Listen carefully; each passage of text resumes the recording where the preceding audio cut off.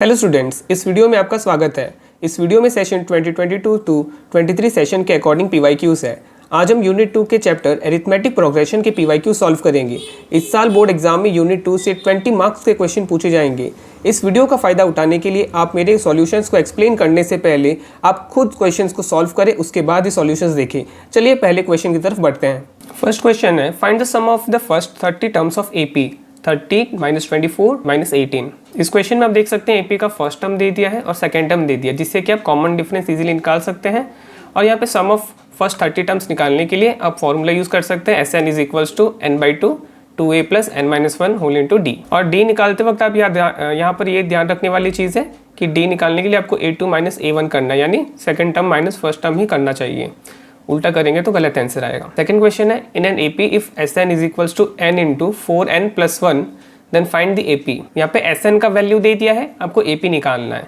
तो एपी निकालने के लिए आपके पास फर्स्ट टर्म होना चाहिए और कॉमन डिफरेंस होना चाहिए, राइट। तो Sn से हम S1 निकाल सकते हैं। S1 मतलब फर्स्ट टर्म आ जाएगा, और वैसे ही आप सेकेंड टर्म निकाल सकते हैं और फर्स्ट टर्म और सेकेंड टर्म से आपका कॉमन डिफरेंस आ जाएगा। तो यहाँ पर जो Sn का वैल्यू दिया है, Sn का वैल्यू में जब हम n के जगह पे जब 1 पुट करेंगे, n की जगह 1 पुट करेंगे तो a1 यानी S1 आ जाएगा, जो कि 5 के बराबर होता है। और a2 के लिए आप निकाल सकते हैं। a2 कैसे निकालेंगे, S2 - S1 कर सकते हैं। और S2 कैसे निकालेंगे, n के जगह पे अगर आप 2 पुट करेंगे तो S2 आ जाएगा। और S1 तो यहाँ पर निकाल के रखा था, S1 का वैल्यू पुट हो गया, तो S2 - S1 करने से S13 आ गया। तो ये वाला आपको फॉर्मूला पता होना चाहिए कि an जो होता है nth टर्म निकालने के लिए, अगर आप sum of n terms minus sum of Sn - n terms करते हैं तो आपका nth टर्म आ जाता है। तो जैसे कि यहाँ पर मैंने समझाने के लिए फिर a3 भी निकाला है। a3 कैसे आएगा, S3 - S2, क्योंकि यहाँ पे देख सकते हैं n के जगह पे 3 है और यहाँ पर भी n के जगह 3 है और यहाँ पे n-1 के जगह पे 2 है। क्योंकि n अगर 3 है तो n-1 क्या होगा, 3 - 1 होगा, जो कि 2 होता है। वैसे अगर आपको a5 अगर कभी निकालना पड़े तो ये होगा S5 - S5 - 1 क्या होता है, 4। तो आप इस तरह से a5 यानी fifth term of the AP निकाल सकते हैं। तो यहाँ पर तो ऑब्वियसली क्या आ चुका है, फर्स्ट और सेकेंड टर्म आ चुका है और थर्ड टर्म भी निकाल दिया, तो आपने एपी डायरेक्ट लिख दिया। आप इसको अगर दूसरी तरह से करना चाहते हैं तो फर्स्ट टर्म और सेकंड टर्म निकालने के बाद आप थर्ड टर्म निकालने के लिए कॉमन डिफरेंस से निकाल सकते हैं, क्योंकि फर्स्ट टर्म और सेकंड टर्म का डिफरेंस जो होता है वो कॉमन डिफरेंस होता है। और थर्ड टर्म क्या होता है, a3 यानी a + 2d होता है। तो अगर आप कॉमन डिफरेंस भी निकाल देते हैं फर्स्ट और सेकंड टर्म से, तो उससे भी आप a3 निकाल सकते हैं। In mathematics relations can be expressed in various ways. The mathematics patterns are based on linear relations. Different strategies can be used to calculate the number of matchsticks used in different figures. One such pattern is shown. Observe the pattern and answer the following questions using arithmetic progression. तो यहाँ पे बताया गया कि यहाँ पे जो figure है, यहाँ पे बहुत कुछ क्या बोला है, बेस्ड ऑन लीनियर रिलेशंस। इनमें क्या बोला है कि लीनियर रिलेशंस है, बहुत सारे डिफरेंट स्ट्रैटेजी से इसको सॉल्व कर सकते हैं, लेकिन हमको अरिथमेटिक प्रोग्रेशन इस कॉन्सेप्ट को यूज़ करके हमें इस क्वेश्चन को सॉल्व करना है। तो यहाँ पे फर्स्ट पूछा है, right the AP for the number of triangles used in the figures, also right the nth term of this AP. तो नंबर ऑफ ट्राइंगल्स, यहाँ पर हमारा जो टर्म है वो नंबर ऑफ ट्राइंगल होगा। जैसे फर्स्ट टर्म यानी फर्स्ट फिगर में आप देख सकते हैं यहाँ पर कितने ट्राइंगल्स है, 1 2 3 और 4, यानी नंबर ऑफ ट्राइंगल के हिसाब से एपी बनाएंगे। तो फर्स्ट फिगर में 4 ट्राइंगल्स हैं, सेकेंड फिगर में 1 2 3 4 5 6 ट्राइंगल है। यानी नंबर ऑफ ट्राइंगल्स के अकॉर्डिंग अगर हम एपी बनाएं तो इसमें 4 ट्राइंगल्स है, यानी फर्स्ट टर्म 4 हो गया। इसमें कितने ट्राइंगल्स है, 2 3 4 5 6 ट्राइंगल है। तो इस फिगर 2 यानी सेकंड टर्म हो गया 6। इसमें कितने ट्राइंगल है, 1 2 3 4 5 6 7 8 ट्राइंगल्स है। दैट मीन्स फिगर 3 यानी जो थर्ड टर्म है वो हो गया 8। यहाँ पे आप कॉमन डिफरेंस इजीली देख सकते हो। कॉमन डिफरेंस यहाँ पे 2 आ रहा है, +2 आ रहा है, राइट। तो इससे आपका क्या बन गया, एपी बन गया। nth टर्म निकालना है यानी an निकालना है आपको बस। उसके बाद आप देख सकते हो विच फिगर है 61 मैचस्टिक्स। फिर यहाँ पे नेक्स्ट जो क्वेश्चन है वो मैचस्टिक के हिसाब से है। दैट मीन्स यहाँ पे आपका जो ट्राइंगल वाला था वो काम नहीं आएगा, यहाँ पे मैचस्टिक को गिन के करना पड़ेगा।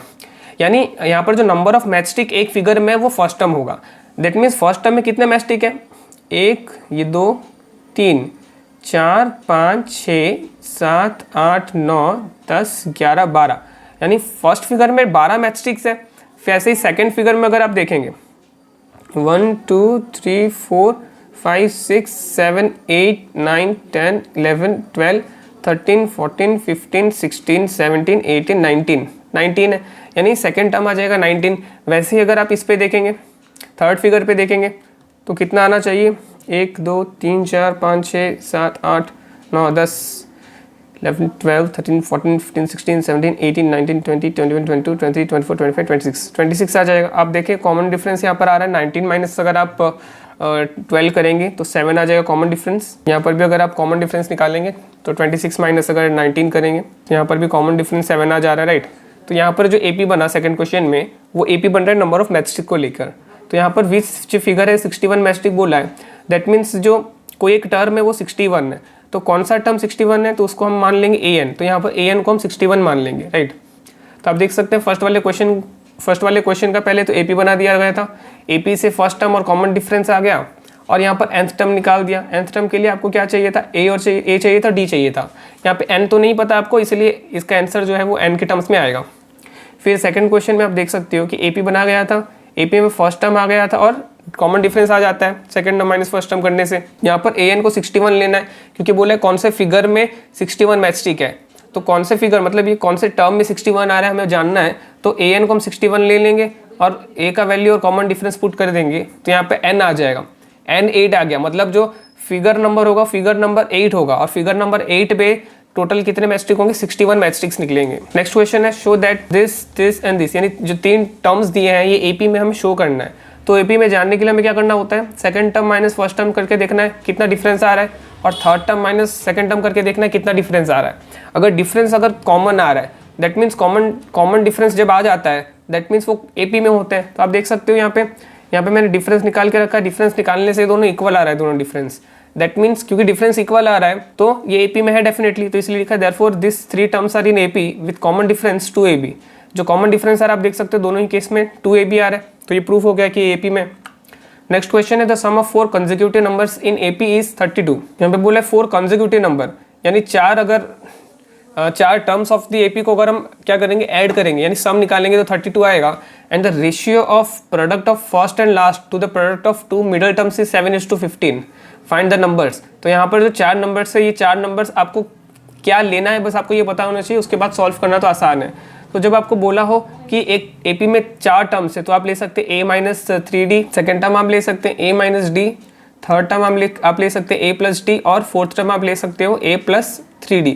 तो जब आपको 4 AP के टर्म्स लिखने हो, अननोन टर्म्स है ना, हमें बोला नहीं है कि कौन कौन से टर्म है, तो अगर 4 अननोन टर्म्स है तो अननोन टर्म्स होने से एक टर्म फर्स्ट टर्म हम लेंगे A-3D, सेकेंड लेंगे A-D, थर्ड लेंगे A+D और फोर्थ लेंगे A+3D। ये क्यों ले सकते हैं क्योंकि देखो अगर आप कॉमन डिफरेंस निकालेंगे तो सबका जो डिफरेंस है वो सेम आने वाला है ना।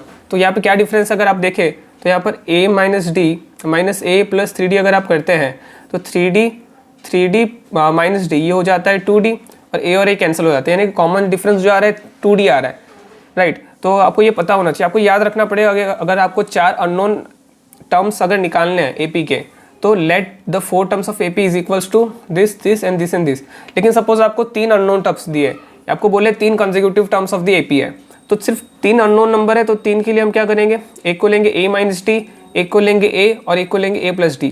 इस केस में जो डिफरेंस कॉमन डिफरेंस आएगा वो आएगा A-D, यानी यहाँ पर आ रहा है कॉमन डिफरेंस D का। यहाँ पर भी आप देख सकते हैं कॉमन डिफरेंस D का आने वाला है।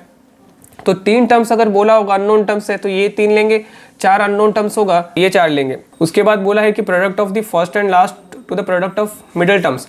फर्स्ट एंड लास्ट मतलब ये वाला फर्स्ट वाला टर्म हो गया, ये वाला लास्ट टर्म हो गया, तो इसका प्रोडक्ट करेंगे और किसका प्रोडक्ट करना है, प्रोडक्ट ऑफ 2 मिडिल टर्म, यानी 2 मिडिल टर्म का प्रोडक्ट करेंगे और इनका हम रेशियो निकालेंगे। तो रेशियो आएगा 7:15। तो हमें इस नंबर्स को फाइंड करना है, राइट। तो ये वाला क्वेश्चन 2 बार एग्जाम में पूछा गया है, सेम टू सेम क्वेश्चन। तो वही इसको इस तरह से सॉल्व किया जाएगा।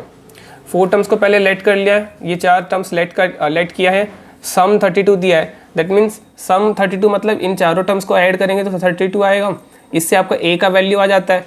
और जैसे कि क्वेश्चन में बोला था कि यहाँ पर जो फर्स्ट एंड लास्ट टर्म का प्रोडक्ट है वो करना है और मिडल के 2 टर्म का प्रोडक्ट करना है और फिर उनका रेशियो निकालना है। तो रेशियो निकालेंगे तो 7/15 आ जाएगा, 7:15 आ जाएगा। फिर इसको क्रॉस मल्टीप्लाई करके आप सॉल्व करेंगे तो D का 2 वैल्यूज आएंगे +2 और -2, क्योंकि यहाँ पर देख सकते हो D² 4 आ रहा है, तो D का 2 वैल्यूज आएंगे, एक +2 आएगा -2। D का वैल्यू अगर आप +2 पुट करेंगे तो D का वैल्यू +2 पुट करने से क्या क्या नंबर आ रहा है आप देख सकते हैं कि पहला टर्म क्या था, A-3D था और आपका A के जगह पे तो आप देख सकते हैं यहाँ पर 8 आ रहा है, 8 - D कितना है, D आपका अभी आया +2, तो उसके हिसाब से अगर आप देखेंगे तो 8 - 6 यानी फर्स्ट नंबर 2 आ रहा है, उसी तरह से आप सेकंड टर्म निकालेंगे तो 6 आएगा, थर्ड टर्म 10 आएगा और फोर्थ टर्म 14 आएगा। वैसे अगर आप d के जगह -2 पुट करेंगे तो वैसे ही आएगा, बस रिवर्स में आने वाला है, क्योंकि d के जगह -2 मतलब क्या, अगर आप सपोज फर्स्ट टर्म निकालना चाहते हैं तो a - 3d यानी 8 - 3 इंटू डी का वैल्यू -2 पुट करेंगे तो यहाँ पर 8 प्लस हो जाएगा, 3 × 2 6 यानी 8 + 6 आपका आ जाएगा 14। तो उसके हिसाब से आपका फर्स्ट टर्म 14 आ गया, सेकंड 10 आएगा, थर्ड 6 आएगा, फोर्थ 2 आएगा। तो दोनों ही केस में देख सकते हैं नंबर तो सेम ही आ रहे हैं, बस एक +2 लेने से और -2 लेने से क्या होता है, बस AP का जो सीक्वेंस है बस वही चेंज हो जाता है। तो रिक्वायर्ड नंबर्स जो आपके आएंगे, क्योंकि आपको जिस नंबर पूछा है, नंबर जो पूछा है वो आएगा 2, 6, 10 और 14। नेक्स्ट क्वेश्चन है, यहाँ पर आपको एक सम दिया हुआ है 1 + 4 + 7 + x = 287। यानी यहाँ पे बहुत सारे कुछ एक्स टर्म्स तो नहीं बोल सकते, बहुत सारे टर्म्स का यहाँ पे सम दिया है, 287 दिया है। लास्ट टर्म आपको दिया है x, फर्स्ट टर्म दिया है 1। तो आपको यहाँ पर कैसे सॉल्व करना, चलिए देखते हैं। यहाँ पर जो nth टर्म है, जो लास्ट टर्म है वो है x, तो आपने लिख दिया an(x). यहाँ पे जो फर्स्ट टर्म है वो 1 है, तो फर्स्ट टर्म 1 लिख दिया। अगर आप क्वेश्चन में जो दिया है उसको अगर लिख देंगे तो आपको पता चलेगा कि आप कौन सा फॉर्मूला पुट करने से आपके लिए बेहतर रहेगा। तो पहली बात तो आपको फॉर्मूला याद होना चाहिए, और उससे पहले आपको क्वेश्चन को देख के आपको पहले गिवन चीज़ लिख देना है। गिवन लिखने के बाद आपको देखना है कि कौन सा फॉर्मूला पुट करने से ये इजीली हो पाएगा। तो चलिए और क्या क्या है देखते हैं। जैसे hn का वैल्यू दे दिया, यहाँ पर सम दे दिया, और कॉमन डिफरेंस तो इजीली निकाल सकते हैं। सेकंड टर्म को फर्स्ट टर्म से माइनस करेंगे तो कॉमन डिफरेंस आ जाएगा यहाँ पे। तो यहाँ पर हम फॉर्मूला, जो शॉर्ट वाला फॉर्मूला है, एक्चुअली मैंने शॉर्ट वाला फॉर्मूला पुट किया, लेकिन लॉन्ग वाला फॉर्मूला से भी अगर हम स्टार्ट करेंगे, यानी Sn = n/2 2a + n - 1 × d, long वाला फॉर्मूला से अगर हम स्टार्ट करेंगे तो भी इसका काम हो जाएगा। तो यहाँ पे Sn का जो वैल्यू दिया है 287 दिया है, और यहाँ पे a के जगह वैल्यू, an के जगह वैल्यू पुट कर दिया है। फिर आप देख सकते हैं मैंने यहाँ पर नेक्स्ट वाले स्टेप में an का वैल्यू पुट किया है, a + n - 1 × d यहाँ पे मैंने पुट किया है। और यहाँ पर an क्या है, x है, तो x के जगह पे an, x यानी an दोनों सेम चीज़ है ना, तो उसका फॉर्मूला पुट हो गया a + n - 1 × d। तो ये a + n - 1 × d यहाँ पे पुट हो चुका है। तो मैंने बोला ना कि स्टार्टिंग से हम जो बड़ा वाला फॉर्मूला है वो पुट कर लेंगे, राइट। तो यहाँ पर मैं एक्चुअली कर क्या रहा हूँ, यहाँ पे मैंने छोटा वाला फॉर्मूला पुट किया, फिर मैंने यहाँ पे an का वैल्यू पुट किया, है ना। तो इतना सब करने से अच्छा हम डायरेक्टली अगर ये बड़ा वाला फॉर्मूला पुट कर देंगे तो डायरेक्टली हम ये वाले स्टेप पे आ सकते हैं। उसके बाद आप इसको जब सॉल्व करेंगे, ये यहाँ पे जो क्वाड्रेटिक इक्वेशन है सॉल्व करके यहाँ पर n के 2 वैल्यूज आ जाएंगे, एक तो नेगेटिव और एक फ्रैक्शन भी आ रहा है। तो ये तो पॉसिबल ही नहीं, n का वैल्यू तो फ्रैक्शन हो ही नहीं सकता, नेगेटिव नहीं हो सकता, क्योंकि n सिर्फ नेचुरल नंबर ही होने वाला है, क्योंकि n क्या नंबर ऑफ टर्म्स है, तो n का वैल्यू होगा 14, यानी टोटल नंबर ऑफ टर्म्स यहाँ पर जो है यहाँ पर 14 है। और वैसे भी हम क्या निकालना था, हमें यहाँ पे x निकालना है। तो x क्या होता है, x है हमारा an यानी n क्या आया हमारा 14 आया। और a14 निकालने के लिए आप a + 13d कर सकते हैं, a का वैल्यू तो हमें पता है, और 13 यहाँ पे दिया, 13 × d का वैल्यू निकाला था 3। तो यहाँ पर आप देख सकते हो कि यहाँ पे जो x है, x क्या था, an था, राइट। और an यानी nth टर्म निकालना था, nth टर्म निकालने के लिए आपको n का वैल्यू पता होना चाहिए, राइट। तो n के वैल्यू को पता करने के लिए हमने Sn का फॉर्मूला पहले यूज़ किया। तो यहाँ पर n यानी क्या है, यहाँ पे 14 आ गया, और a14 निकालने से आपका क्या आया, x का वैल्यू आएगा जो कि 40 है। नेक्स्ट क्वेश्चन है, how many 2 digit numbers are divisible by 3। तो आपको तो देखना है कि first 2 digit number divisible by 3 क्या है। तो फर्स्ट 2 डिजिट नंबर तो 10 है, लेकिन 10 3 से डिविजिबल नहीं है, नेक्स्ट 11 भी नहीं है, नेक्स्ट 12, यानी जो first 2 digit number divisible by 3 है वो 12 है। उसके बाद नेक्स्ट वाला जो next 2 digit number divisible by 3 obviously क्या आएगा, ये 3 4 से 12 है, फिर 3 5 से 15, यानी सेकंड टर्म भी पता चल गया। वैसे आपको लास्ट टर्म निकालना है। लास्ट अगर 2 डिजिट नंबर देखें 99, ये तो 3 से डिविजिबल है, राइट। तो ये वेरी इजीली हमें पता चल गया, फर्स्ट टर्म और सेकंड टर्म पता चल गया, इससे कॉमन डिफरेंस आ जाएगा, और लास्ट टर्म भी पता चल गया। यानी हम यहाँ पे हमें n का वैल्यू निकालना है, an भी पता चल गया ना, तो वही हमको यहाँ पे n का वैल्यू फाइंड करना है। तो यहाँ पे आप देख सकते हैं a1 पता है, a2 पता है, कॉमन डिफरेंस आ गया। an हमें क्या लेना है, 99 लेना है, क्योंकि वो लास्ट टर्म है, तो इससे आपका n का वैल्यू आ जाता है 30, यानी यहाँ पे जो टोटल नंबर ऑफ टर्म्स है, टोटल नंबर ऑफ टर्म्स यहाँ पे 30 आ गए। नेक्स्ट क्वेश्चन है, if Sn the sum of the first n terms of an AP is given by Sn = 3n² - 4n, then find the nth term. आपको मैंने video में कुछ देर पहले बताया था कि जब आपको nth टर्म निकालना है, यहाँ पे nth टर्म पूछा है ना, nth टर्म यानी an होता है, तो nth टर्म यानी an निकालने के लिए आपको Sn - 1 करना होता है। तो यहाँ पर आपको Sn तो दे दिया है, Sn - 1 फाइंड करना है। वो कैसे करेंगे, Sn जो दिया है वो पहले लिख देना है, Sn - 1 मतलब हमें n के जगह पे n - 1 पुट किया है, जहाँ पर भी n है, जहाँ पर भी n दिया है वहाँ पर n के जगह पे n-1 पुट करना है। आप देख सकते हो n के जगह पे n-1 पुट कर दिया है और इसको सॉल्व करने से Sn-1 का वैल्यू आया। फिर an यानी क्या होता है Sn-1, तो Sn का वैल्यू क्या इतना है जो गिवन दिया हुआ है क्वेश्चन में, और माइनस Sn-1। तो क्योंकि यहाँ माइनस है तो सबका साइन चेंज हो चुका है, आप देख सकते हो +3n बन चुका है, -3n, +3 -3 बन चुका है, -10 +10 बन चुका है, +4 -4 बन चुका है। इसको सॉल्व करने से आपका nth टर्म का वैल्यू आ जाता है। नेक्स्ट क्वेश्चन है, if the sum of the first 4 terms of AP is 40, यानी यहाँ पे S4 दे दिया है, यानी सम ऑफ फर्स्ट 4 टर्म्स दिया है is 40 and that of first 14 terms is 280, find the sum of its n terms. तो यहाँ पर जो गिवन है वो क्या है, sum of first 4 terms is 40, sum of first 14 terms is 280।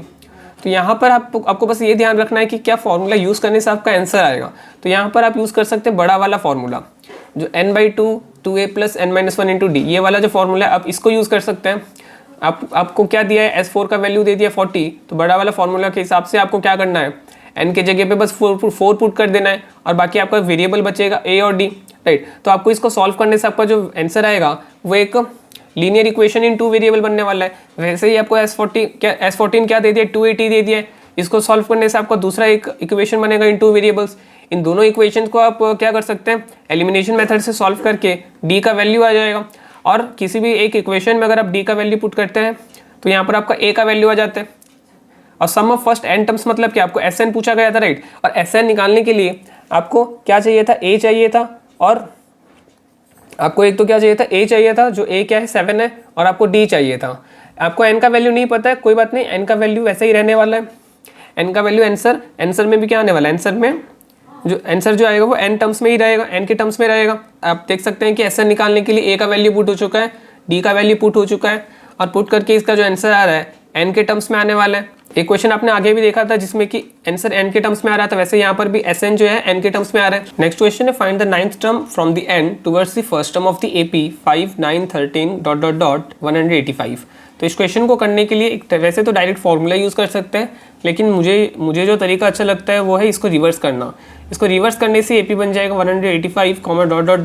5 क्या बचेगा, 1 मिनट, 13 9 5 बचेगा, राइट। तो इसके हिसाब से यहाँ पे जो फर्स्ट टर्म आ गया 185 आ चुका है, और कॉमन डिफरेंस आप यहाँ से भी निकाल सकते हैं, यानी ये वाला टर्म माइनस ये वाला टर्म करके, यानी 5 - 9 करके, जो कि नेगेटिव में आपका कॉमन डिफरेंस आ जाएगा -4 आ जाएगा। आपको क्या निकालना है, पे 9th टर्म निकालना है, यानी an अगर आप रिवर्स AP से अगर 9th टर्म निकालेंगे तो आपका इजीली आंसर आ जाएगा। तो आप देख सकते हैं AP जो दिया उसको रिवर्स में लिख दिया, उसके हिसाब से जो फर्स्ट टर्म आ गया 185 आ चुका है, और कॉमन डिफरेंस आप देख सकते हैं -4 आ चुका है, और a9 निकाल दिया आप, a9 निकाल दिया 153 आया। तो आपको क्या पूछा था कि find the 9th term from the end of AP, therefore the 9th term from end of AP is equals to, जो AP दिया था वो ये था, तो इसके हिसाब से जो एंडिंग से इसका जो 9th टर्म निकालेंगे, फ्रॉम एंड जो 9th टर्म निकालेंगे वो 153 आने वाला है, राइट। तो आप इस तरह से शॉर्टकट में कर सकते हैं अगर आपको इसका डायरेक्ट फॉर्मूला याद नहीं रखना है तो। नेक्स्ट क्वेश्चन है, the angles of a triangle are in AP, the least being half the greatest, find the angles. तो सबसे पहले तो आपको एंगल्स दे दिया ट्रायंगल के, दैट मीन्स जो तीनों एंगल्स को अगर हम ऐड करेंगे तो ऐड करने से वो क्या आएगा, 180 डिग्री आएगा, राइट। और यहाँ पर क्या बोला है, जो फर्स्ट एंगल जो है वो हाफ द ग्रेटेस्ट है, यानी बड़े वाले एंगल से ग्रेटेस्ट है। तो अगर आप एंगल ए को अगर सबसे छोटा एंगल बी को सबसे बड़ा एंगल मान लेते हैं तो इससे क्या होगा, हो पाएगा सॉल्व। और मैंने बताया था अगर 3 unknown terms of the AP दिया है तो आप क्या कर सकते हैं, क्योंकि AP में है ना, यानी ये कंसेक्यूटिव AP, और कंसेक्यूटिव में मैंने क्या बताया था कि इनको a - d, a और a + d लेना है। यहाँ पे भी आप देख सकते हैं जो सबसे छोटा एंगल होगा a - d होगा, एंगल A होगा a - d, और एंगल C होगा a + d। तो यहाँ पर जो सबसे बड़ा वाला एंगल है वो बड़े वाला एंगल को हाफ करने से सबसे छोटा वाला एंगल आ जाएगा, राइट। तो वो कंडीशन आपको पुट करना है। तो यहाँ पे एंगल्स फाइंड करने के लिए वही सबसे पहले आपको क्या करना है, let the 3 angles are a - d, a + d करना है, क्योंकि ये तीनों एंगल्स AP में है ना, सम ऑफ एंगल्स क्या होता है 180 डिग्री। तो यहाँ पर आपका a + b + c = 180 डिग्री हो गया। एंगल A का वैल्यू पुट किया, एंगल B का वैल्यू और एंगल C का वैल्यू पुट किया। इनका वैल्यूज पुट करने के बाद आपका जो A का वैल्यू है वो आ जाएगा 60 डिग्री। और यहाँ पर क्वेश्चन के हिसाब से देखो, क्वेश्चन में क्या बताया था कि ये सबसे जो छोटा वाला एंगल आ रहा है, कैसे आ रहा है, बड़े वाला एंगल का जब आप आधा करेंगे यानी 1/2 मल्टीप्लाई करेंगे तो क्या आएगा, सबसे छोटा एंगल आएगा। तो इसको सॉल्व करने से हमारा D का वैल्यू आ जाता है। जब आप A का वैल्यू यहाँ पर क्या है 60 पुट कर देंगे यहाँ पर, तो इस इक्वेशन में पुट करने से D का वैल्यू आ जाता है। और A और D आपको पता चल गया तो आप एंगल्स निकाल सकते हैं। एंगल ए माइनस डी है, तो ए और डी का वैल्यू पुट करके एंगल आ गया। वैसे एंगल बी और सी निकाल सकते हैं इजीली। नेक्स्ट क्वेश्चन है find weather -150 is a term of AP 17, 12, 7, 2। तो यहाँ पर पूछा है कि ये टर्म है कि नहीं। अगर ये टर्म होगा तो nth टर्म सपोज हम मान के चलेंगे -150 टर्म होगा, तो यहाँ पे जो n का जो वैल्यू आएगा, n का वैल्यू निकालने के लिए आप देख सकते हैं यहाँ पे फर्स्ट टर्म दे दिया है और यहाँ पे आप सेकंड टर्म और फर्स्ट टर्म से कॉमन डिफरेंस निकाल सकते हैं। तो an अगर आप 150 कंसिडर करेंगे तो n का जो वैल्यू है वो एक नेचुरल नंबर आना चाहिए। अगर नेचुरल नंबर आता है तो वो क्या होगा, वो उसका टर्म होगा, AP का टर्म होगा। नेचुरल नंबर नहीं आता तो ऑब्वियसली ये वाला जो टर्म है वो AP में एग्जिस्ट ही नहीं करता, क्योंकि नंबर ऑफ टर्म्स जो है वो क्या होते हैं 1, 2, 3, 4 ऐसे होते हैं, नहीं नेचुरल नंबर्स होते हैं। तो ये आप देख सकते हैं इसको सॉल्व करने से n का जो वैल्यू आ रहा है वो एक फ्रैक्शन में आ रहा है, और क्योंकि n का वैल्यू फ्रैक्शन में है दैट मीन्स ये जो टर्म है वो एग्जिस्ट ही नहीं करता है AP में। नेक्स्ट टर्म है, नेक्स्ट क्वेश्चन है which term of the progression 20, 77/4, 37/2, 71/4 is the first negative term.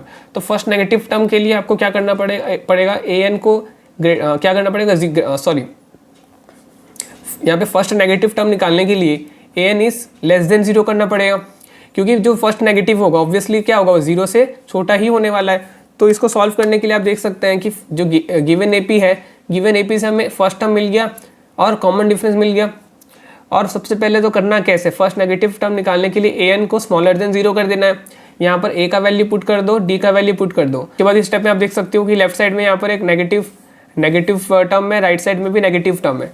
तो अगर हम क्या करेंगे, लेफ्ट में और राइट में -1 अगर मल्टीप्लाई कर देते हैं, तो लेफ्ट और राइट में -1 मल्टीप्लाई करते हैं तो बीच का साइन रिवर्स हो जाता है। तो यहाँ पे आप देख सकते हो कि -1 इंटू -3/4, ये +3/4 हो चुका है, और -20 इंटू -1 +20 हो चुका है। और जैसे कि मैंने बताया कि लेफ्ट और राइट में -1 मल्टीप्लाई होता है, तो इस इन इक्वेशन के केस में क्या होता है, यहाँ पे इक्वेशन मतलब तो इज इक्वल्स टू साइन ना, लेकिन यहाँ पे क्या है, greater than smaller than sign होने से वो एक इन इक्वेशन बन जाता है। तो इन इक्वेशन में बोथ साइड अगर हम -1 मल्टीप्लाई करते हैं तो बीच का साइन रिवर्स हो चुका है, आप देख सकते हो। और इसको फिर बाकी नॉर्मल इक्वेशन की तरह सॉल्व करने से यहाँ पे n का वैल्यू आता है ग्रेटर देन 83/3, जो कि क्या होता है, डिवाइड करने से 27.6 आता है। ये वाला जो नंबर है ये नियरली इक्वल टू 28, क्योंकि n का जो वैल्यू ऑब्वियसली हमने देखा था कि एक नेचुरल नंबर होता है, राइट। और वैसे भी यहाँ पे n का वैल्यू क्या बोला है कि ग्रेटर देन 27.6 है, और ऑब्वियसली जो 28 है वो ग्रेटर देन 27.6 है। तो हमें एक ऐसा नेचुरल नंबर देखना है जो कि इसके लगभग पास में आता है। तो हम 26 तो नहीं लेंगे ऑब्वियसली, क्योंकि यहाँ पर हम क्या निकाल रहे हैं, फर्स्ट नेगेटिव टर्म निकाल रहे हैं, यानी जो क्या बोलते हैं जो 26th टर्म आएगा वो ऑब्वियसली फर्स्ट नेगेटिव टर्म नहीं होगा, जो 28th टर्म होगा, यानी क्योंकि n बोला है ना इसके ग्रेटर है, n इससे ग्रेटर है मतलब इससे ग्रेटर जो नेचुरल नंबर आते हैं वो 28 ही आता है। दैट मीन्स जो 28th टर्म होगा वो फर्स्ट नेगेटिव टर्म होगा।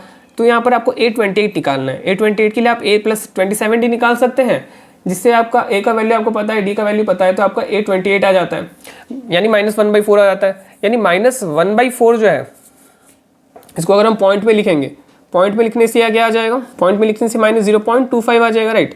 तो ये वाला होगा हमारा फर्स्ट नेगेटिव टर्म, यानी जो 28th टर्म है वो होगा हमारा first negative term. Next question, how many 3 digit natural numbers are divisible by 7। तो ये वाला क्वेश्चन, ये तो सिमिलर क्वेश्चन है, डिविजिबल बाय 3 का पूछा जाता है, डिविजिबल बाय 7 का है। तो इसको बताने का ये कारण है कि आपको अगर कुछ बड़े नंबर्स निकालने हैं, जैसे 3 डिजिट नंबर्स पता करना है कि 7 से कौन से 3 डिजिट नंबर डिविजिबल है, तो आप अगर एक एक नंबर अगर आप चेक करेंगे तो इससे बहुत ही टाइम लगेगा। सबसे स्मॉलेस्ट 3 डिजिट नंबर 100 है, अगर आप इसको डिवाइड करके देखेंगे 7 से, देखेंगे कि डिविजिबल बाय 3 है कि नहीं, सॉरी 7 है कि नहीं, तो इसको करने में क्या बहुत ज़्यादा टाइम लगने वाला है। तो सिंपली आपको करना क्या है, सिंपली आप एक 3 डिजिट नंबर ले सकते हैं, उसको आप 7 से डिवाइड कर सकते हैं। तो ये 7 1 7, रिमाइंडर 3 बचा, 4 28 लेना पड़ेगा, तो यहाँ पर रिमाइंडर आएगा 2।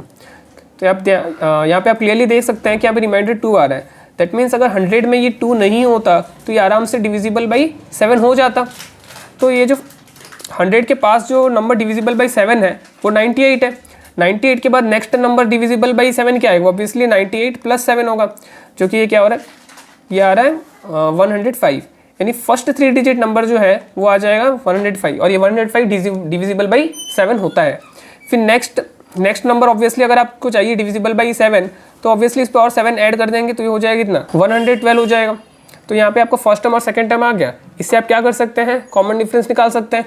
और लास्ट टर्म निकालने के लिए आप देखें कि लास्ट टर्म क्या है, 999 है। 999 7 से डिविजिबल है कि नहीं, बस आपको एक बार चेक कर लेना है। तो क्या हो रहा है, 7 1 7, यहाँ पे रिमाइंडर बचा 2, यहाँ पे 9 आया, 7 4 ज़ा 28, रिमाइंडर बचा 1 और यहाँ पे 9 आया, 7 2 ज़ा 14, रिमाइंडर है यहाँ पे 5, राइट। तो यहाँ पे रिमाइंडर क्या आ रहा है, 5 आ रहा है। 1000 तो आपको पता है 1000 में डेफिनेटली 7 से तो डिविजिबल होगा नहीं, क्योंकि हमको वैसे भी हमको 3 डिजिट नंबर्स चाहिए। तो यहाँ पे 999 तो डेफिनेटली क्या हो रहा है, डेफिनेटली वो 7 से डिविजिबल नहीं है, क्योंकि अगर 999 में अगर 5 माइनस कर देते, क्योंकि रिमाइंडर 5 आ रहा है ना, रिमाइंडर 5 आ रहा है, दैट मीन्स अगर 5 नहीं होता 999 में, यानी ये 994 होता। 994 जो है वो डिविजिबल बाई 7 होता है। इस पे अगर हम 7 ऐड करते हैं तो डेफिनेटली क्या होता है, इस पे अगर 7 ऐड करें, क्योंकि ये तो है डेफिनेटली 994 तो 7 से डिविजिबल होगा, लेकिन क्या कोई नंबर, कोई और 3 डिजिट नंबर है क्या जो कि 7 से डिविजिबल होता है, उसके लिए 7 ऐड करके देखो। 1001 ये तो 4 डिजिट नंबर हो गया, दैट मीन्स हमारा जो लास्ट टर्म आ गया 994। तो इससे आप निकाल सकते हैं, इससे आप बहुत ही कम टाइम से निकाल सकते हैं। तो आपको देखो क्या क्या सिर्फ करना, क्या क्या इंपॉर्टेंट करना था, उसको मैं राउंड ऑफ कर देता हूँ। आपको बस देखना था कि 100 को 7 से डिवाइड करके देखना था रिमाइंडर कितना आ रहा है, उतना माइनस कर दिया आप, तो आपको फर्स्ट नंबर मिल गया डिविजिबल बाय 7। लेकिन क्योंकि आपको 3 डिजिट नंबर चाहिए था, तो इसमें आपने +7 किया, +7 करने से आपको क्या मिल गया 105, यानी first 3 digit number divisible by 7 मिल गया। उसके बाद उस पर और +7 किया तो second 3 digit number divisible by 7 मिल गया।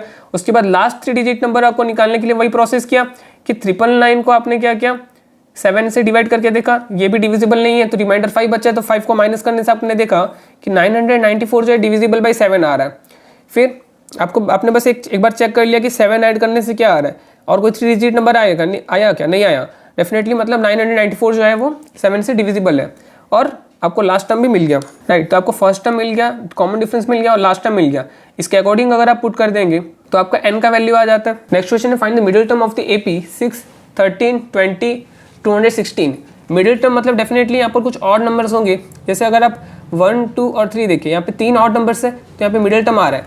तो डेफिनेटली आप देख सकते हो कि अगर हमें नंबर ऑफ टर्म्स पता है, तो बस डिवाइड बाई 2 करेंगे तो हमें पता चल जाएगा कि कौन से नंबर पे ये वाला मिडिल टर्म आएगा। तो मिडिल टर्म फाइंड करने के लिए पता तो होना चाहिए ना मिडिल टर्म कौन से नंबर पे आ रहा है। जैसे अगर हम 5 और नंबर लेते हैं, हम 5 और नंबर लेंगे 1 2 3 4 5, तो मिडिल टर्म यहाँ पे 3 आ जाएगा। तो मिडिल टर्म कैसे आ रहा है, मिडिल टर्म निकालने के लिए हम देखेंगे 5 टर्म्स है, तो 5 + 1 डिवाइड बाई 2 करते हैं, तो 5 + 1 6/2, यानी ये 3 आ रहा है। यानी जो थर्ड नंबर का जो टर्म होगा वो यहाँ पर मिडिल टर्म होगा। मतलब हमें करना क्या इस क्वेश्चन में, पहले तो n का वैल्यू निकालना है, क्योंकि नंबर ऑफ टर्म्स पता चल गया तो हमें पता चलेगा कि कौन से नंबर पे वो मिडिल टर्म आ रहा है।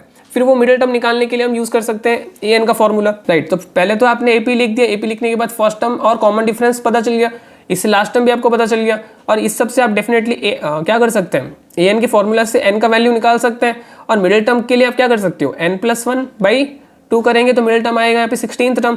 तो यहाँ पे जो 16th टर्म होगा वो मिडिल टर्म होगा, लेकिन मिडिल टर्म हमें निकालना है ना, तो 16th टर्म के लिए हम क्या करेंगे, A16 निकालेंगे, जो कि A+15D होता है, जिससे कि आपका मिडिल टर्म आ जाता है 111। नेक्स्ट क्वेश्चन है, find the sum of the first 25 terms of an AP whose nth term is given by Tn = 2n-1, जो कि an होता है, an को यहाँ पे Tn लिखा हुआ है, Tn = 2 - 3n। यहाँ पे सम ऑफ 25 टर्म्स आपको निकालना है, यानी आपको S25 निकालना है। तो S25 निकालने के लिए आपको क्या क्या पता होना चाहिए, Sn में यहाँ पर आप बड़ा वाला फॉर्मूला की जगह आप छोटा वाला फॉर्मूला यूज कर सकते हैं। Sn का जो छोटा वाला फॉर्मूला क्या है, Sn = n/2 a + an होता है, राइट, यानी first term plus last term होता है। तो इस फॉर्मूला को यूज करके आप S25 निकाल सकते हैं। S25 यानी यहाँ पर हो जाएगा n/2 into first term plus last term हो जाएगा। तो फर्स्ट टर्म कैसे निकालेंगे, अगर आप यहाँ पे Tn मतलब an होता है, तो n के जगह पे अगर आप 1 पुट करेंगे तो a1 आ जाएगा, n के जगह पे अगर आप 25 पुट करेंगे तो a25 आ जाएगा। a1 और a25 आने से आप S25 इजीली निकाल सकते हैं, यानी सम ऑफ फर्स्ट 25 टर्म्स इजीली निकाल सकते हैं, राइट। तो वही चीज़ यहाँ पे क्या हुआ है, फर्स्ट टर्म निकाल दिया, n के जगह 1 पुट करके 25th टर्म निकाल दिया, n के जगह पे 25 पुट करके S25 निकाल दिया, जो छोटे वाले फॉर्मूला से। Next question, if the sum of first 7 terms of an AP is 49, यहाँ पे बोला है फर्स्ट 7 टर्म्स का जो सम दिया है वो कितना है, 49 है, और that of its 17 first 17 term S17 = 289। Find the sum of first n terms of the AP। First n term से नहीं, आपको Sn निकालना है। तो इसका सिमिलर क्वेश्चन हमने कुछ देर पहले भी किया है। तो यहाँ पे S7 दिया है और S17 दिया है, तो यहाँ पर भी आप देख सकते हो कि बड़ा वाला फॉर्मूला यूज़ किया गया है, Sn = n/2 2a + n-1 into d। तो इस फॉर्मूला से आप क्या कर सकते हैं, यहाँ पर एक इक्वेशन बना सकते हैं, लीनियर इक्वेशन इन 2 वेरिएबल। दूसरा इक्वेशन बनेगा दूसरे गिवन से S17 इज इक्वल्स टू दिया है, तो उससे आपका दूसरा इक्वेशन आ गया, इक्वेशन इन 2 वेरिएबल्स। इसको आप सॉल्व करेंगे तो यहाँ पे मैंने एलिमिनेशन किया, एलिमिनेशन मेथड से सब क्या क्या एलिमिनेशन करके डी का वैल्यू निकाल दिया, और दोनों इक्वेशन में से किसी में भी अगर आप डी का वैल्यू 2 पुट करेंगे तो ए का वैल्यू आ जाता है। फिर ए का वैल्यू 1 और डी का वैल्यू 2 पुट करेंगे एस एन के बड़े वाले फॉर्मूला में, यानी इस वाले फॉर्मूला में, और ए का वैल्यू डी का वैल्यू पुट करके यहाँ पे एस एन का वैल्यू आ जाए एन स्क्वायर। जैसे आपने प्रीवियस क्वेश्चन में देखा था एस एन जो है वो एन के टर्म्स में आ रहा था, यहाँ पर भी एस एन जो एन के टर्म्स में आ रहा है, जो कि एन स्क्वायर बन के आ रहा है answer. Next question, if S N denotes the sum of first N terms of AP prove that S12 is equals to 3 into S8 minus S4। तो इस क्वेश्चन को भी करने के लिए बड़ा वाला फॉर्मूला यूज किया गया है।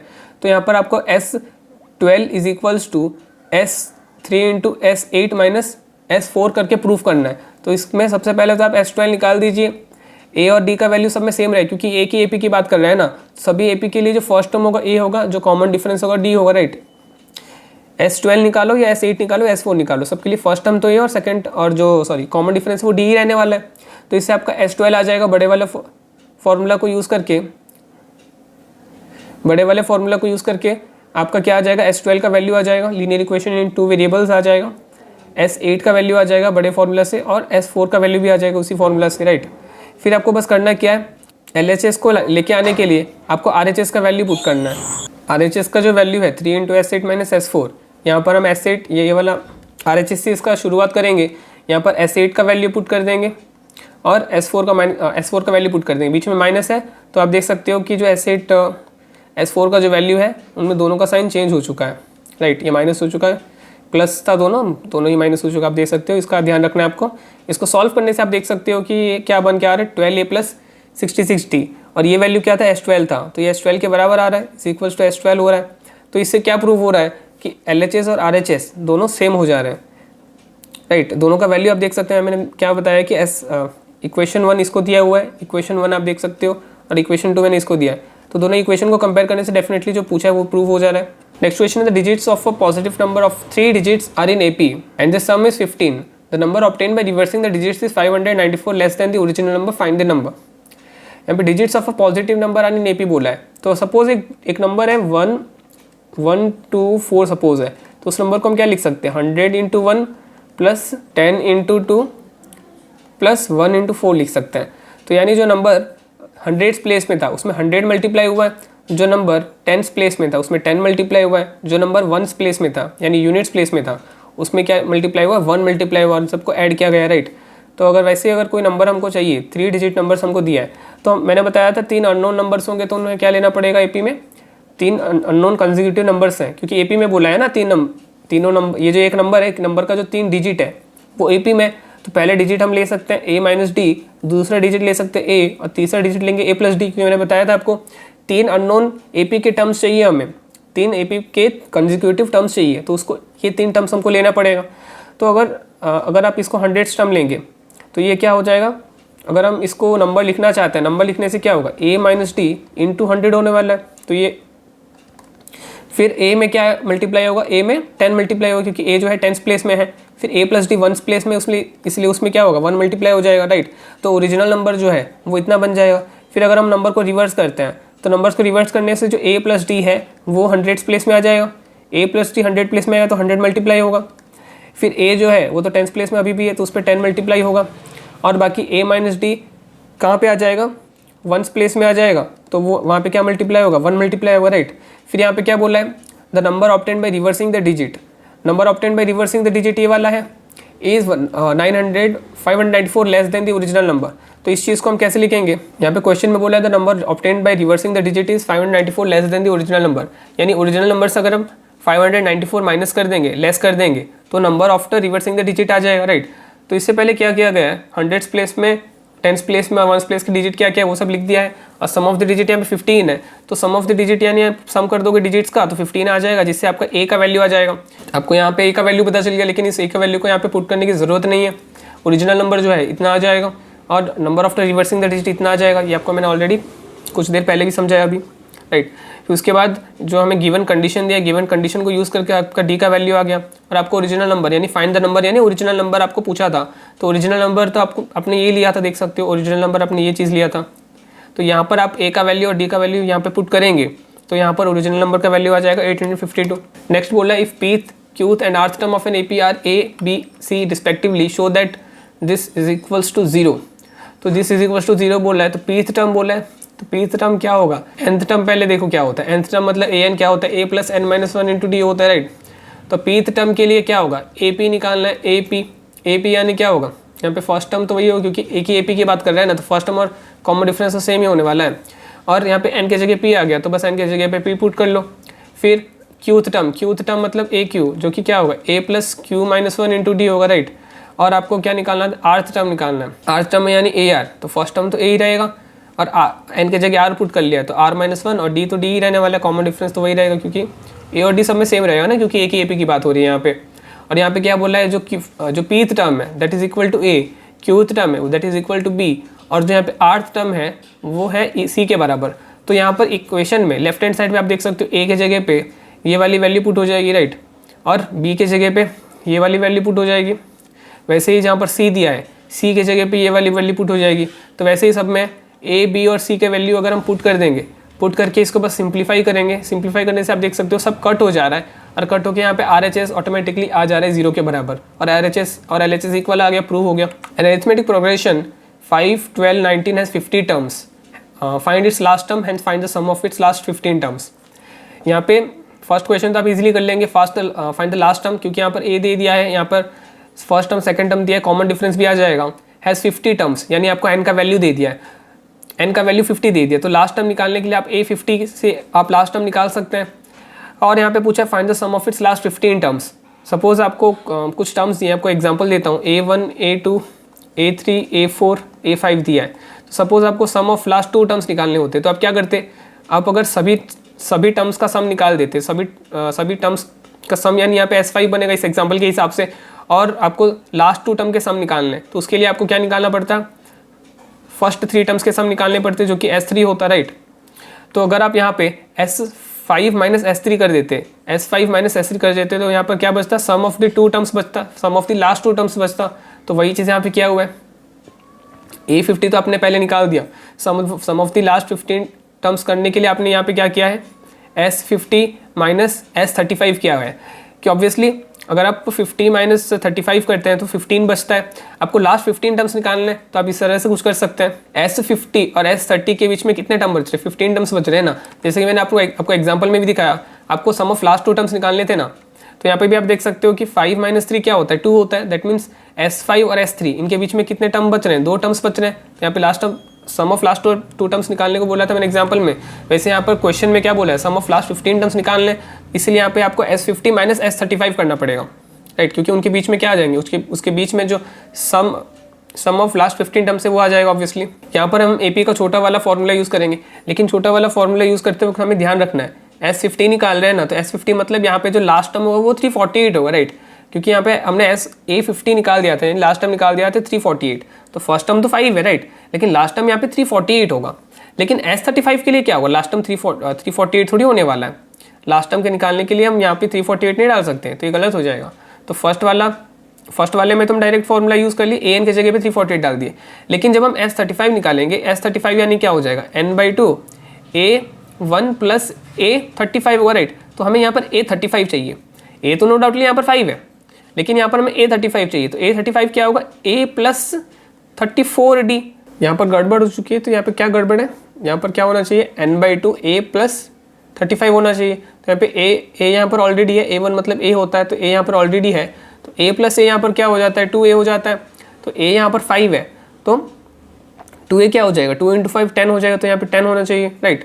और यहाँ पे 34 के जगह पे 34 पुट हो गया, और D के जगह पे 7 पुट किया, राइट, क्योंकि D तो 7 है। इनका वैल्यू पुट करके सॉल्व करने से यहाँ पर ये इस पर्टिकुलर ब्रैकेट का वैल्यू आ रहा है 124, और इसको सॉल्व करने से जो सम ऑफ द लास्ट 15 टर्म्स है वो आ जाता है 4485। तो बस आपको ये छोटे वाले फॉर्मूला को निकालने के लिए ये ध्यान रखना होता है कि फर्स्ट और लास्ट टर्म क्या है, राइट।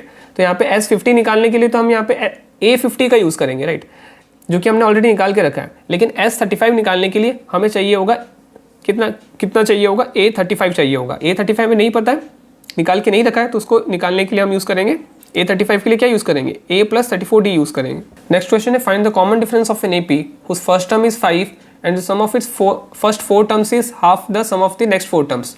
तो इसको थोड़ा सा ध्यान से आपको समझना पड़ेगा कि आपको सम ऑफ द फर्स्ट 4 टर्म्स दिया A1 plus A2 plus A3 plus A4, जैसे कि यहाँ पे आप देख सकते हो यहाँ पे दिया हुआ है। तो यहाँ पे बस फर्स्ट टर्म ही दिया हुआ है, यानी A का वैल्यू दे दिया है, A इज इक्वल टू 5 दे दिया है, and sum of its first 4 terms is half the sum of its next 4 terms. तो यहाँ पर बोला है कि अगर हम फर्स्ट के 4 टर्म्स को ऐड करेंगे तो किसके साथ इक्वल आएगा, sum of the next 4 terms. Next 4 terms यानी A5, A6, A7 और A8 को ऐड करेंगे, और उसको जब हम हाफ से मल्टीप्लाई करेंगे, half the sum of next 4 terms बोला है ना, तो हाफ से मल्टीप्लाई करेंगे तो उनके साथ इक्वल आएगा। इसको आप जब सॉल्व करोगे, सॉल्व करने से यहाँ पे आप देख सकते हो कि सिंप्लीफाई हो कि ये वाला इक्वेशन बन रहा है। इसको और सॉल्व करेंगे तो यहाँ पे डी का वैल्यू आ जा रहा है। डी का वैल्यू के लिए क्या कर रहे हैं, यहाँ पे ए का वैल्यू हमें 5 दिया है ना, तो ए का वैल्यू 5 पुट हो गया, तो डी का वैल्यू यहाँ पे 2 आ जा रहा है। वैसे भी आपको क्या पूछा था, कॉमन डिफरेंस पूछा था, आ चुका है। Next question, a thief after committing a theft runs at uniform speed of 50 metre per minute, यानी यूनिफॉर्म स्पीड में जा रहा है, एक जो थीफ है यूनिफॉर्म स्पीड पे जा रहा है। After 2 minutes a policeman runs to catch him, he goes 60 meter in first minute and increases his speed by 5 meter per minute every succeeding minute. After how many minutes the policeman will catch the thief? Suppose ये time पूछा है ना, हमें पूछा है कि कितने time में, ये जो कितने टाइम पे पुलिस उस थीफ को पकड़ेगा। सपोज n टाइम में, n मिनट्स में, टाइम क्या है यहाँ पे, यूनिट क्या होगा, मिनट होगी, यहाँ पे मिनट दिया स्पीड में भी, तो यहाँ पर जो टाइम होगा, सपोज मान के चलते हैं कि n मिनट के बाद पुलिसमैन जो है वो उस थीफ को पकड़ लेगा। डिस्टेंस कवर्ड अगर आप देखेंगे, distance covered by the thief कितना डिस्टेंस कवर करेगा, डिस्टेंस इज इक्वल्स टू क्या हो जाता है, s is equals to d/t होता है, तो d इज इक्वल्स टू कितना होगा, d is equals to s into t होगा, राइट। क्योंकि यहाँ पर स्पीड यूनिफॉर्म है, जो चोर है यानी जो थीफ है उसका स्पीड यूनिफॉर्म है, तो डायरेक्टली हम डिस्टेंस का फॉर्मूला यूज करेंगे, distance is equals to s, यहाँ पर क्या है, स्पीड उसका दिया है 50 मीटर पर मिनट, और टाइम हमने लिखा है यहाँ पे n मिनट्स, यानी n मिनट्स में वो चोर पकड़ा जाएगा। डेट मीन्स जो चोर है वो टोटल 50 एन डिस्टेंस से कवर कर रहा है, और डेफिनेटली चोर जितना डिस्टेंस ट्रैवल करेगा उतना ही डिस्टेंस वो पुलिस ट्रैवल करने वाला है। तो चोर का डिस्टेंस हमें पता चल गया 50 एन है, लेकिन पुलिस का डिस्टेंस हम डायरेक्टली इस तरह से नहीं निकाल सकते, क्योंकि चोर का जो स्पीड था वो यूनिफॉर्म था ना, इक्वल टाइम में इक्वल डिस्टेंस कवर करेगा, तो उसके हिसाब से उसका टोटल डिस्टेंस आ गया 50 एन। लेकिन जो पुलिस है वो क्या कर रहा है, पहले तो वो 2 मिनट के देरी में जा रहा है, 2 मिनट लेट में वो दौड़ रहा है, 2 मिनट के बाद वो दौड़ रहा है, पहले मिनट में वो खाली 60 मीटर दौड़ रहा है, पहले मिनट में 60 मीटर दौड़ रहा है, उसके बाद दूसरे मिनट में क्या कर रहा है वो, मतलब उसके बाद हर मिनट क्या कर रहा है वो 5 मीटर पर मिनट अपना स्पीड बढ़ा रहा है। ये फर्स्ट मिनट में वो 60 मीटर दौड़ा, नेक्स्ट मिनट में वो 65 मीटर दौड़ेगा, क्योंकि वो हर मिनट में क्या कर रहा है 5 मीटर पर मिनट अपना स्पीड बढ़ा रहा है ना। तो फर्स्ट मिनट में वो 60 दौड़ा, सेकेंड मिनट में वो 65 किलोमीटर दौड़ा, मीटर दौड़ा, उसके बाद 70 मीटर दौड़ेगा थर्ड मिनट में। तो इस तरह से होगा, और ये कहाँ तक होगा, ये होगा n-2 टर्म्स तक होगा, n-2 टर्म्स। n-2 क्यों, क्योंकि ये हो गया फर्स्ट मिनट का डिस्टेंस, ये सेकंड मिनट का डिस्टेंस, ये थर्ड मिनट में कितना डिस्टेंस ट्रैवल करेगा वो है n-2, इसीलिए क्योंकि वो पुलिसमैन जो था वो 2 मिनट लेट दौड़ा, इसीलिए हम कहाँ तक निकालेंगे, n-2 टर्म्स तक निकालेंगे, यानी n-2 मिनट जो है उस पर वो कितना डिस्टेंस ट्रैवल करेगा हमें वो देखना है, और दोनों का जो डिस्टेंस ट्रैवल्ड है वो इक्वल रहने वाला है। तो इसका जो टोटल डिस्टेंस है पुलिसमैन का वो निकालेंगे हम SN के फॉर्मूला से, क्योंकि यहाँ पे हमें A का वैल्यू पता चल गया है, A2 का वैल्यू पता चल गया, यानी कॉमन डिफरेंस भी यहाँ पे आ जाएगा, राइट। तो यहाँ पर अब जो AP का जो SN का जो बड़ा वाला फॉर्मूला है उसका हम यूज़ करेंगे, राइट। यहाँ पे आप देख सकते हो वही चीज़ अभी मैंने आपको समझाया, जो थीफ का डिस्टेंस है 50 एन मीटर्स है, और जो पुलिसमैन का डिस्टेंस है वो क्या होगा, सम ऑफ टोटल डिस्टेंस कवर्ड। तो फर्स्ट मिनट में इतना, सेकंड में इतना, थर्ड में इतना, n-2 टर्म्स तक निकालना है। यानी जो थीफ है वो n मिनट्स के लिए दौड़ रहा है, जो पुलिसमैन है वो n-2 मिनट्स के लिए दौड़ रहा है। 2 मिनट वो लेट दौड़ा ना, इसलिए n-2 मिनट के लिए वो दौड़ रहा है। फिर यहाँ पे नेक्स्ट आप देख सकते हो, यहाँ पे जो distance travelled by the thief था टोटल वो 50 n था, और distance travelled by the policeman के लिए SN का बड़ा वाला फॉर्मूला यूज किया गया। क्या SN का बड़ा वाला formula, n/2 into 2a plus n-1 into D. A का वैल्यू आपको पता है, D का वैल्यू पता चला। यहाँ पे हमें कितने टर्म्स तक देखना है, हमें n-2 टर्म्स तक देखना है, तो यहाँ पर n के जगह पे n-2 पुट हो चुका है। फिर लेफ्ट और राइट इक्वेट हो जाएगा, क्योंकि distance travelled by the thief और distance travelled by policeman equal है। इसको जब हम सॉल्व करेंगे क्वाड्रेटिक इक्वेशन बनेगा, इसको सॉल्व करने से n का नेगेटिव वैल्यू आएगा, जो कि पॉसिबल नहीं है क्योंकि टाइम नेगेटिव नहीं हो सकता। n का वैल्यू यहाँ पे 7 आएगा। n का वैल्यू 7 मतलब हमने देखा था जो चोर है वो 7 मिनट दौड़ रहा है, क्योंकि वो n मिनट्स दौड़ रहा है ना, वो 7 मिनट्स दौड़ रहा है। तो यहाँ पे पूछा था कि पुलिसमैन को कितना टाइम लगेगा चोर को पकड़ने के लिए, पुलिसमैन को कितना टाइम लगेगा। चोर जितना भी टाइम दौड़ रहा है वो हमें नहीं चाहिए, हमें चाहिए कि पुलिसमैन को कितना टाइम लगेगा। तो पुलिसमैन को तो n-2 टाइम लगेगा ना, यानी n-2 मतलब क्या, n का वैल्यू यहाँ पर कितना था, n का वैल्यू यहाँ पर था 7, तो यहाँ पे मैंने उल्टा लिख दिया, यहाँ पे होगा 7-2। तो पुलिसमैन उसको n-2 मिनट में दौड़ के पकड़ेगा, यानी 7-2 यानी 5 मिनट्स में पुलिसमैन उस चोर को पकड़ लेगा। नेक्स्ट क्वेश्चन है, the houses in a row are numbered consecutively from 1 to 49. Show that there exists a value of x such that the sum of numbers of houses preceding the house numbered x is equal to sum of the houses number of the houses following x। इस चीज को हमें prove करना है कि x exist करता है कि नहीं। तो x एग्जिस्ट करता होगा तो x का वैल्यू क्या होगा, डेफिनेटली एक नेचुरल नंबर आएगा, और ये नेचुरल नंबर डेफिनेटली 1 और 49 समथिंग उसके बीच में लाई करेगा। तो अभी जैसे मैंने आपको एक्सप्लेन किया, टोटल कितने घर है, टोटल 49 घर है, और हर एक घर को नंबर असाइन किया गया है। फर्स्ट घर को नंबर 1, सेकंड को 3, थर्ड को 4, ऐसे लास्ट वाले घर को 49। बीच में जो नंबर एक है x है, उसके पहले वाला नंबर क्या है, x-1 आएगा, उसके बाद वाला नंबर क्या आएगा, x+1 आएगा। तो यहाँ पे एक AP बन रहा है, देख सकते हो, डेफिनेटली एक AP बन रहा है। AP बन रहा है जिसका कि फर्स्ट टर्म आप देख सकते हो 1 है, और यहाँ पे सेकंड टर्म देख सकते हो 2 है। इससे हम कॉमन डिफरेंस निकाल देंगे, 2 - 1 करने से 1 का कॉमन डिफरेंस आ जा रहा है। x के पहले कितने घर आ रहे हैं, यहाँ से लेकर यहाँ तक x के पहले जो घर के जो नंबर्स आ रहे हैं, उन नंबर्स को अगर हम ऐड करेंगे, सम करेंगे, तो वो इक्वल आएगा किसके, वो आएगा इक्वल x के बाद जितने भी नंबर, इस x के बाद जितने भी नंबर आ रहे हैं उसका सम के साथ। x के पहले जो जितने भी नंबर्स आ रहे हैं उसका सम निकालने के लिए हम देखेंगे, यहाँ पे फर्स्ट टर्म यहाँ पे 1 आ रहा है, यहाँ पर जो सेकंड टर्म में 2 आ रहा है, तो इसके हिसाब से हमारा जो फर्स्ट टर्म हो गया कॉमन डिफरेंस आ गया हमारा। और यहाँ पे जो लास्ट टर्म है वो क्या है, x-1 है। तो x के पहले जितने भी घर आ रहे हैं उनके नंबर्स को ऐड करने के लिए हमें निकालना पड़ेगा sx-1, या क्योंकि यहाँ पे लास्ट टर्म क्या है, x-1 है ना, इसलिए sx-1 निकालना पड़ेगा। फिर x के बाद जितने भी नंबर्स हैं उनका हम सम कैसे निकालेंगे, तो उनका सम निकालने के लिए आप देख सकते हो कि जैसे कि हमने स्टार्टिंग में भी समझा था, स्टार्टिंग में क्या समझा था कि अगर हम निकालना चाहते हैं पर्टिकुलरली यहाँ से यहाँ तक निकालना चाहते हैं ना, तो ये पूरा सम कितना होगा, पूरे का सम होगा s49। s49 से हमें कितना माइनस करना पड़ेगा, अगर हम sx माइनस कर देते हैं, अगर हम sx माइनस कर देते हैं, बाकी जितना बचा कुछ है नंबर है वो आ जाएगा। तो हमें क्या बोल रहा है कि सम x के पहले जितने भी घर के नंबर्स आ रहे हैं उनका सम और x के बाद जितने भी घर आ रहे हैं उनका सम करने से इक्वल आएगा, राइट। इसका सम और इसका सम इक्वल आएगा। तो इस फर्स्ट वाले का सम कैसे आएगा, फर्स्ट वाले का सम तो आपको समझ में आ गया होगा, sx-1 आता है, राइट। फिर सेकंड वाले का सम कैसे निकालेंगे, हमें सम ऑफ द लास्ट ये टर्म्स चाहिए, लास्ट ये वाले टर्म्स चाहिए, तो ये कैसे निकालेंगे, पूरे का सम निकाल देंगे। तो पूरे का सम तो s49 होगा, उसमें अगर हम कितना माइनस करेंगे, यहाँ तक माइनस करेंगे, यहाँ तक मतलब ये sx के बराबर होता है। तो s49 में से अगर हम sx माइनस कर देंगे तो डेफिनेटली जो बचा कुचा जो नंबर का सम है वो आ जाएगा, राइट। और क्या बोला है कि x के पहले जो घर का नंबर्स है उनका सम ये होगा और ये इक्वल होगा x के बाद जो भी घर के नंबर्स हैं उनके सम के साथ। तो कुछ ये इस तरह से होगा। तो वही हमने क्या कर दिया, sx-1 और s49 माइनस sx को इक्वेट कर दिया, और यहाँ पर हम sn का बड़ा वाला फॉर्मूला यूज़ करेंगे, n/2 2a + n-1 × d। a का वैल्यू तो हमको पता है, d का वैल्यू पता है, तो जो जो वैल्यूज़ पता है वो वैल्यूज़ पुट कर देंगे, और उसको सिंप्लीफाई करने से यहाँ पर x का वैल्यू देख सकते हैं। क्वाड्रेटिक इक्वेशन को सॉल्व करने से x का वैल्यू यहाँ पर 2 आएगा +or-35। और मैंने बताया था क्योंकि s क्या है, एक नंबर, घर का नंबर है ना, जो कि एक नेचुरल नंबर था, तो यहाँ पर डेफिनेटली s तो नेगेटिव नहीं होगा, तो यहाँ पर हमें x का पॉजिटिव वैल्यू लेना होगा 35। और क्योंकि यहाँ पे x का वैल्यू 35 आ रहा है, ये 35 जो नंबर है वो 1 से लेकर 49 के बीच में समथिंग आ रहा है, x का वैल्यू आ रहा है, दैट मीन्स ये नंबर एग्जिस्ट करता है। और यही पूछा है ना कि x एग्जिस्ट करेगा कि नहीं, ऐसा कोई नंबर बीच में है कि नहीं, हमें प्रूफ करना है। तो ऐसा कोई नंबर 35 करके आ रहा है, दैट मीन्स x एग्जिस्ट करता है, और ये प्रूफ हो चुका है, राइट। आपको अगर कुछ भी डाउट्स है तो आप कमेंट्स में पूछ सकते हैं। वीडियो कैसा लगा तो आप वो भी बता सकते हैं कमेंट्स में, लाइक कर सकते हैं, वीडियो को दोस्तों के साथ शेयर कर सकते हैं। मिलते हैं अगले वीडियो में, थैंक यू।